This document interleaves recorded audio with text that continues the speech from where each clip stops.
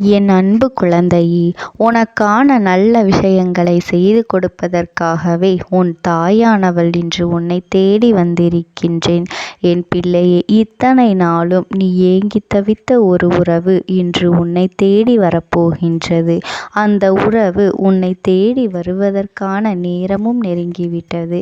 உன்னை தேடி வருபவர் உனக்கு பிடித்தவராக இருக்கும் பொழுது உன் சந்தோஷத்தை உன் அம்மா நான் காண வேண்டாமா? அதனால்தான் என் குழந்தையே, அதனை காண்பதற்காகத்தான் நான் வந்திருக்கின்றேன்.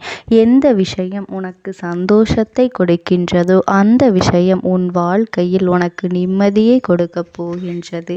அந்த விஷயத்தை நிரந்தரமாக உன் வாழ்க்கையில் கொடுக்க வேண்டும் என்றுதான் உன் அம்மா நான் வந்திருக்கின்றேன்.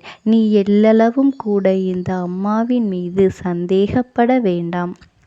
இதை நான் நடத்தி தருவேனா என்ற சந்தேகம் உனக்கு எப்பொழுதும் வரவேண்டிய அவசியமே கிடையாது.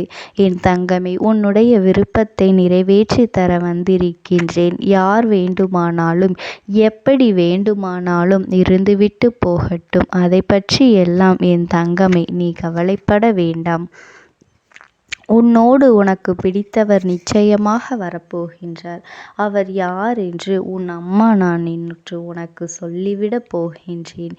என் செல்லமே, உனக்கு ஆபத்து இருக்கும் பொழுது யார் உதவி செய்வார்கள்? நீ ஆபத்தில் இருக்கும் பொழுது யார் உன்னை கொண்டு உனக்கு உதவி செய்ய வேண்டும், உன்னை அதிலிருந்து மீட்க வேண்டும் என்று யாருக்கு மனம் வந்ததோ அவரை பற்றிதான் உன்னிடத்திலே நான் சொல்லிக் கொண்டிருக்கின்றேன். எத்தனை பேர் உன்னை சுற்றி இருந்தாலும் அத்தனை பேருக்கு மத்தியிலும் இவர் ஒருவரை உன்னிடத்தில் மிகுந்த அக்கறை கொண்டு நடந்து கொண்டவர். என் குழந்தையே, உன்னை விட்டு இப்பொழுது தொலைவில் இருக்கின்றாய். சில நேரங்களில் உனக்கு மிக மிக ஆறுதலாக இருந்து கொண்டிருந்தவர் உன் மனதில் இருக்கின்ற ஆசைகளை எல்லாம் தன்னுடைய ஆசையாக நினைத்து உன்னோடு இருந்தவர், உனக்கு நிறைவேற்றி கொடுக்க வேண்டும் என்று உன்னோடு இருந்தவர்.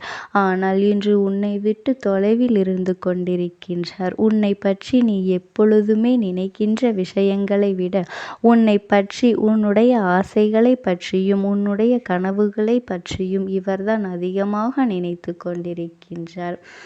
அவர் எப்பொழுதுமே உன்னை பற்றிய சிந்தனைகளோடு இருந்தவர் இப்பொழுது உன்னை விட்டு வெகு தொலைவில் இருந்து கொண்டிருக்கின்றார். உன்னுடைய நினைவுகள் எல்லாம் அவருக்கு இருக்கின்றதா இல்லையா என்பது கூட தெரியாமல் தான் இருந்து கொண்டிருக்கின்றாய். அதனால்தான் நீ மனவேதனையிலும் இருந்து கொண்டிருக்கின்றாய். மீண்டும் அவரோடு வாழ வேண்டும், அவரோடு சேர வேண்டும் என்று மனதார ஆசைப்படுகின்றாய் அல்லவா? எல்லாமே உன் அருகில் இருந்து எதுவும் இல்லாதது போன்ற ஒரு வாழ்க்கையை நீ உணர்ந்து கொண்டிருக்கின்றாய். வாழ்க்கையே வேறு வெறுப்பாகி விட்டது. இந்த வாழ்க்கை இதற்கு மேலும் வேண்டுமா என்று நீ வேதனைப்பட்டு கொண்டிருந்த சமயத்தில்தான் நீ என்னிடத்திலே வந்து வேண்டுதல் வைத்திருந்தாய். அம்மா, நான் உன்னிடத்திலே எதையும் கேட்கவில்லை. என் வாழ்க்கையை எனக்கு கொடுத்து விடுங்கள்.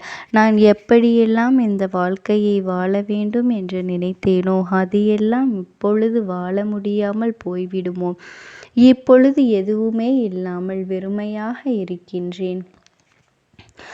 மீண்டும் எனக்கு அந்த வாழ்க்கையை கொடுத்து விடுங்கள் தாயே என்று என்னிடத்தில் வேண்டுதல் வைத்தாய் அல்லவா? என் செல்லமே, நீ எப்பொழுதுமே உயர்வான எண்ணங்களை மட்டும் மனதில் வைத்திருக்கின்றாய். உன் மனதில் இருக்கின்ற எண்ணங்கள் நிச்சயமாக உன் வாழ்க்கையை மீட்டு உன் கைகளில் கொடுக்கும் என்பதனை நீ நினைவில் வைத்துக்கொள்.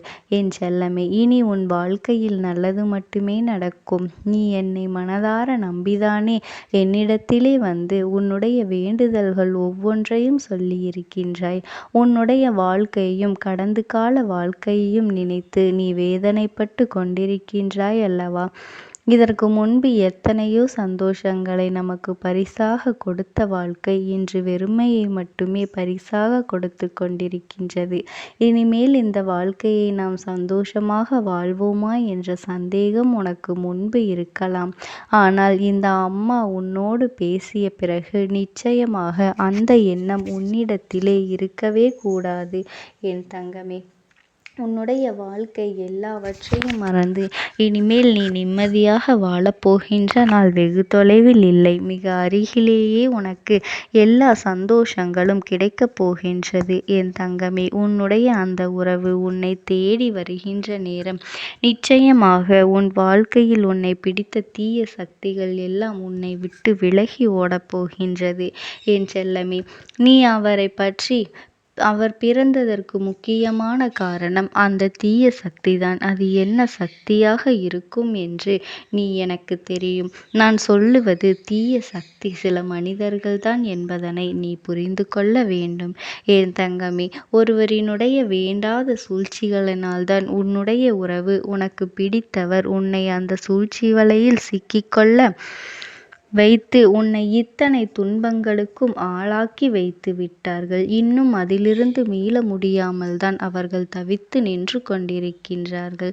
இப்பொழுது இந்த அம்மாவானவள் உன்னுடைய வாழ்க்கைக்குள் வந்துவிட்ட பிறகு, நீ என்னுடைய குழந்தையாக மாறிவிட்ட பிறகு, இப்பொழுது எல்லாம் அவருடைய வாழ்க்கையில் அவருடைய மனதிலும் பல மாற்றங்கள் வரத் தொடங்கிவிட்டது. என் தங்கமே, இந்த பிரிவினை என்பது நிரந்தரமாக அல்லாதது. என் குழந்தையே, உங்கள் வாழ்க்கையில் நீங்களாகவே எதுவும் தேவையில்லை. உங்கள் மனதிற்குள் தேவையில்லாமல் ஒருவர் ஏற்படுத்திய விஷயம்தான் இன்று மிகப்பெரிய பிரச்சனையாக உருவெடுத்து நிற்கின்றது. அதன் காரணமாகத்தான் நீண்ட காலமாக நீலகால பிரிவினைக்கு காரணமாக இருக்கின்றது. என் தங்கமே, இந்த பிரிவினை இன்றோடு முடியப் போகின்றது. எல்லாவற்றிற்கும் ஒரு கால நேரம் வரவேண்டும் அல்லவா? அப்படிப்பட்ட காலத்தை தான் இன்று உனக்கு கொண்டு வந்திருக்கின்றேன். என் தங்கமே, என்னிடம் ஆசைப்பட்டு கேட்ட அந்த வாழ்க்கையை உனக்கு திருப்பி கொடுக்க போகின்றேன். என் தங்கமே, நீ இதுவரை பட்ட கஷ்டங்களும் இதுவரை பட்ட வேதனைகளும் அவமானங்களும் தேவையற்ற வீண் பேச்சுகளும் இன்றோடு உனக்கு முடிய போகின்றது.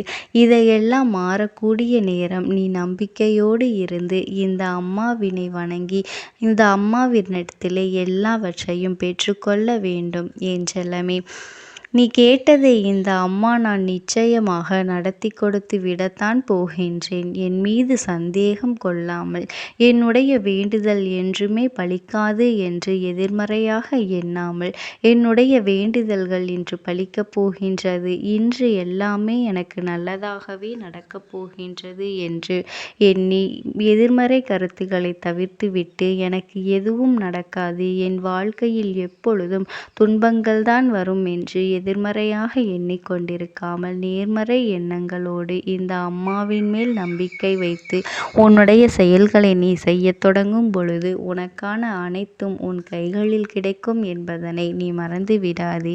என் செல்லமே, நான் உனக்கு சொல்லிக் கொள்வது இது ஒன்று மட்டும்தான். இனிமேல் உன் வாழ்க்கையில் எல்லாமே நல்லபடியாகத்தான் நடக்கப் போகின்றது.